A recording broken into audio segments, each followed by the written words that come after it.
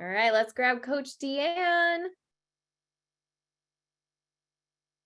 Good morning. Coach Deann, how are you? I'm good. How are you? I am good. I'm so excited to have you with us today. Thank you for being here. Thank you. All right, you guys, this is Coach Deann. She is a dedicated Trim Healthy Mama for 5 years and a THM coach for 2. She has shed over 100 pounds with Trim Healthy Mama and now focuses on gut health. Coach Deann guides mamas on improving their gut health with fermented foods and drinks for enhancing energy, clear skin, and reduced anxiety.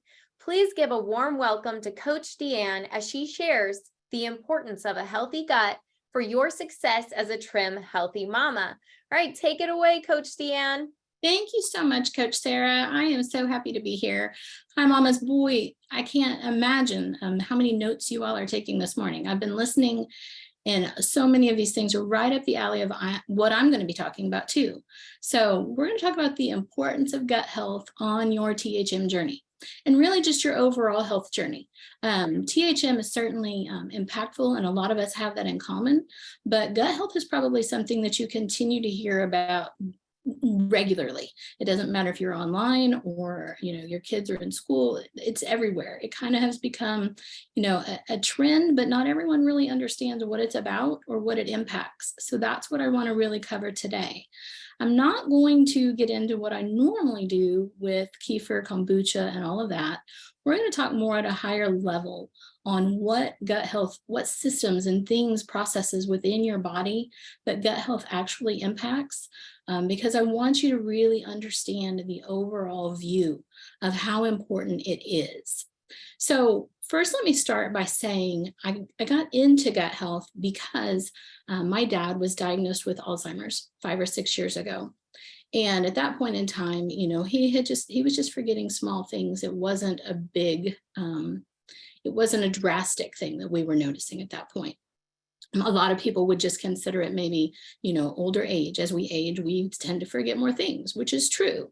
And that speaks a little bit to what Mama Fox had talked about in our sleep, how things are stored in our memories. And sleep is so important. But my dad was diagnosed, and I started diving in and really digging into research as to what can we do, not only to help him, but for my husband and myself. We really wanted to take a look at prevention down the road so that our daughter would not deal with the things that I have ultimately been dealing with. So the last 6 to 12 months, my dad has greatly declined. He'll be 83 this year. He has greatly declined, and it's very heartbreaking. So I want to share these things with you, not only to help you in your journey, but hopefully to put some things in your mind that you understand that may help you in the long term, as well as maybe helping you with some of your loved ones who may be dealing with this. I know I had a neighbor as well who was 89, and she also had Alzheimer's, and I would ask her questions about pictures in her home of her family, and she would always tell me, it's in here, it just won't come out. So it's heartbreaking that many of these people dealing with this horrible disease, they recognize that in fact, they don't know, but they know that information is in there. So just to kind of give you a brief story before we get started, I took my dad to a family reunion about a month ago. He's from 15 kids. He was right about in the middle. There were 11 boys, 4 girls, and he is now the oldest living sibling. So took him to a family reunion, and all of his surviving living brothers were there.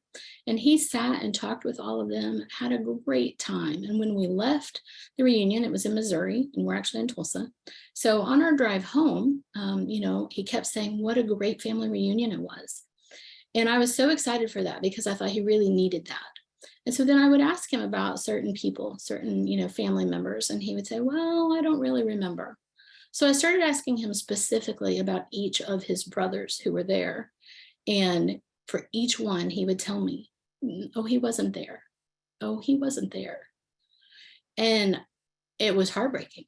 So then I thought, okay, what's going on, and what would happen if I let him know that they were there? And so when we got back to his house, I showed him a picture of him with his brothers, and he was shocked shocked that he could see in front of him that all of his brothers were there, but he didn't remember any of them. So then we talked about other family members, and he didn't recognize any of his brothers or any other family members who were there. So that's why I want to talk to you today about let's get our guts in the best health we can. Now, keep in mind, your gut is never going to be perfect. You're never going to get to a point where you're like, okay, my gut's healed, I'm done, I don't have to do anymore. This is truly an ongoing process, and it's something that we need to incorporate things daily. Now, that doesn't mean that, if you miss a day, that it's going to mess things up. But you just have to understand that you want to work these into your daily lives, your habits, and all of that. Just like Coach Linda talked about, even with your to-go bag, all of those veggies, oh, those are so good. And so we're going to talk about those. Let's go ahead and jump in with the first thing. I want to talk to you about what is your gut. You hear gut health, you hear all of, the things that people are talking about, but what is your gut really? And truly, your gut is everything from where your food goes in to where waste comes out. It's your entire digestive tract. That's what we're talking about when we talk about gut health. So you have millions, billions, and trillions of bacteria along that digestive tract, good and bad. And you're never going to get rid of all the bad. So, if that's in your mind, you need to get rid of that, because your goal ultimately in healing your gut is to get more of the good. You want your good bacteria to be strong. You want them to grow. You want them to multiply, so that when those bad bacteria come in, your body can fight things off. So we're going to start with nutrient absorption today and talk about that. So all of those veggies that Coach Linda talked about, when we eat all those veggies, no matter if we're on the go or if we're at home or out to eat, I want you to be able to get all the nutrients, vitamins, and minerals out of those that you can. And if your gut is not balanced and healthy, your body is not going to absorb all of those. So I'm not saying it's a waste to eat those by any means, but I want you to get the biggest bang for your buck. So if you will eat a variety of fruits and vegetables, that's really part of the starting, like at the starting gate of things. Eating those prebiotics, those veggies and those fruits are going to feed your good bacteria. That's food for them. So I don't know if you've ever noticed, when I started THM, something I noticed pretty quickly was I started eating a lot of salads.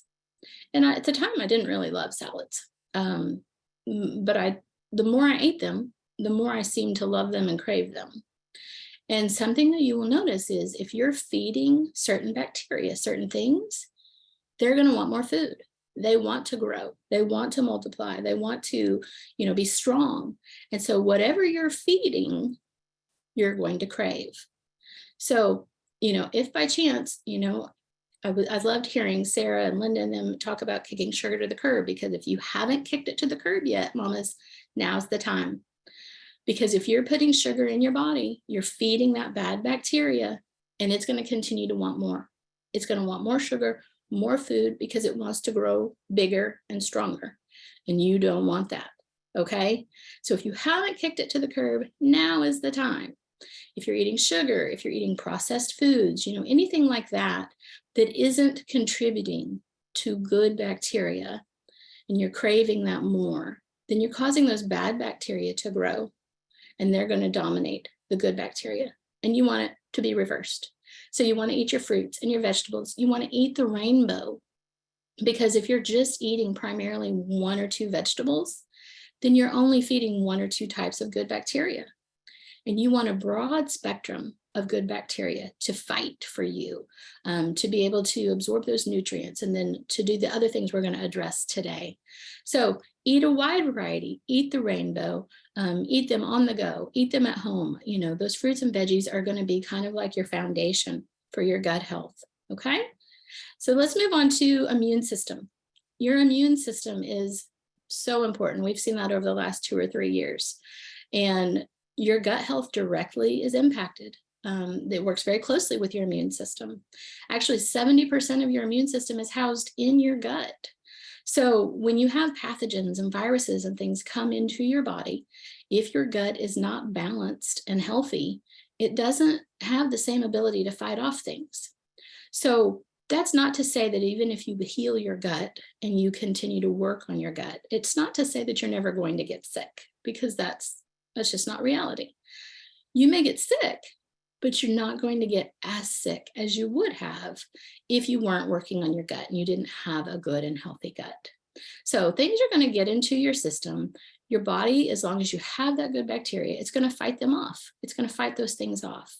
And I kind of think about it, it's kind of gross, but, God designed us with all sorts of ways to protect us from things, from your eyelashes to your nose hairs to, all sorts of things that he designed so that our bodies would fight off things, or things would get trapped and they couldn't survive, they couldn't thrive. Same thing. If we feed our good bacteria and we have a variety of good bacteria, then we have set ourselves up for our immune systems to work properly. Okay?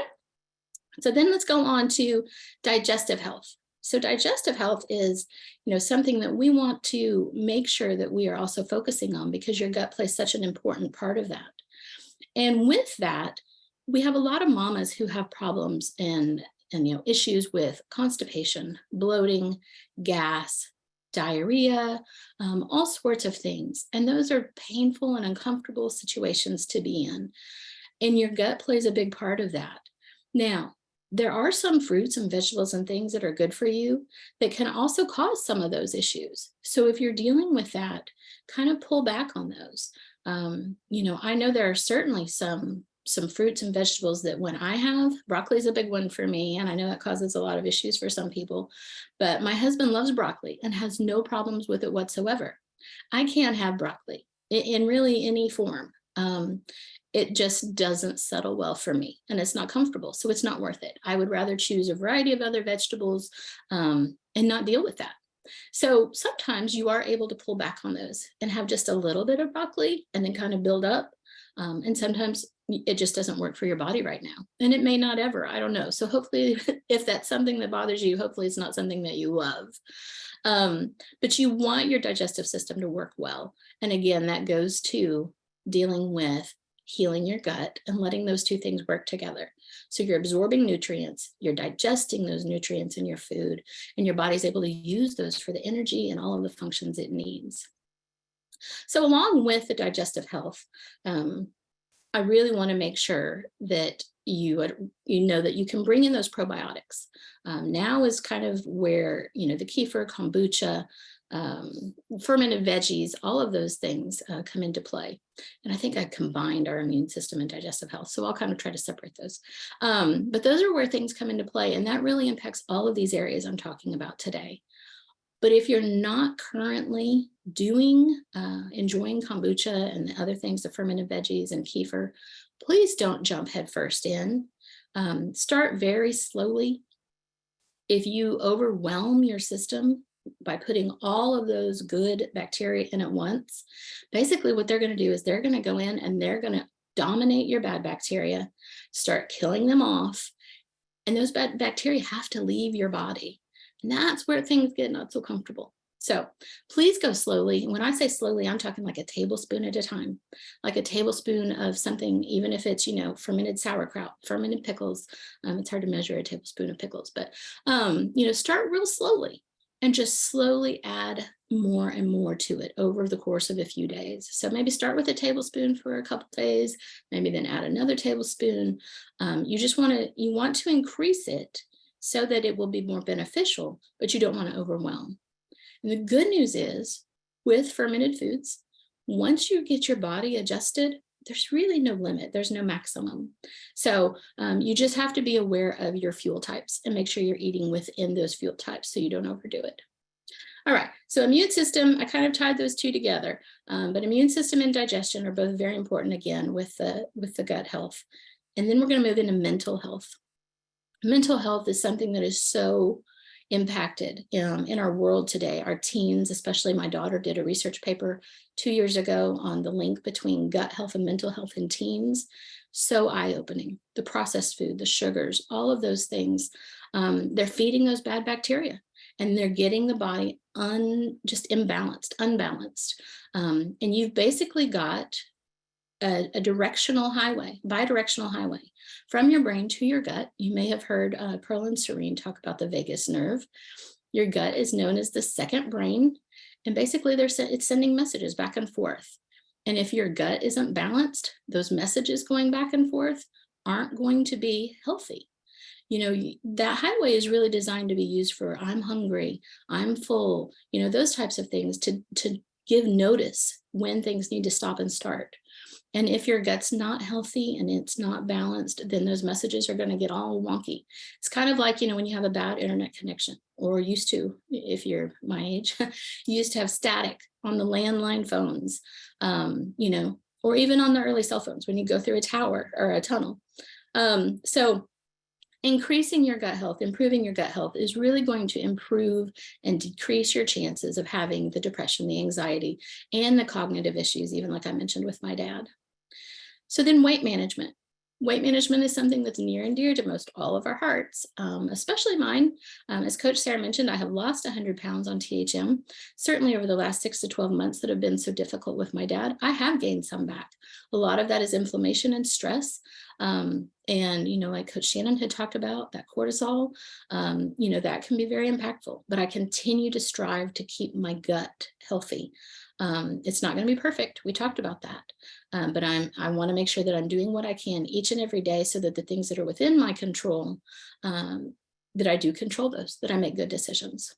So weight management is something that certainly your metabolism is affected if your gut isn't balanced. And that's something that we all want, not just as Trim Healthy Mamas, but just I think everyone ideally wants their metabolism and their weight to be balanced. They want to be the best them they can be physically. So last thing we're going to talk about is inflammation and chronic disease. So like I talked about with the cortisol and the stress, that can certainly cause inflammation. And chronic inflammation is something that can lead to disease. And chronic inflammation can come from chronic stress. It can come from the processed foods. It can come from the imbalance in your gut. There's a lot of things that will truly impact that. And if you don't have that diverse microbiota of bacteria in your gut, then you don't have anything to really, work for you. You're kind of just feeding into that bad bacteria. So the disease that can come from that, it ranges everything from the cognitive that I talked about. It can be cardiovascular. It can be inflammatory bowel. There's so many things that can come from that inflammation. So again, just making sure that you've got those variety of fruits and vegetables, those probiotics, that you're sleeping well, you're exercising, you're out in the sun. I know Coach Mama Fox talked about being out in the morning light. Sunshine, that natural vitamin D is so helpful to your body as well and your gut. So those are the main things, the main areas I really want to talk about today. So just to kind of recap for you, if you're eating whole foods, you're eating the veggies, you're getting some of those probiotics in, and keep in mind, you don't always have to make those probiotics. Now, I'm going to tell you a little bit where you can reach me. And certainly if you're interested in that, I would love to help you with that. But you can purchase those in the stores. What you want to make sure of, if you're buying like fermented veggies, you want to make sure you're buying those in the refrigerated section. And you want to make sure they don't have vinegar in them. If they have vinegar in them, they're pickled and they're not fermented. And that's not what we want. Okay. So start out slow. Make sure you're also staying hydrated.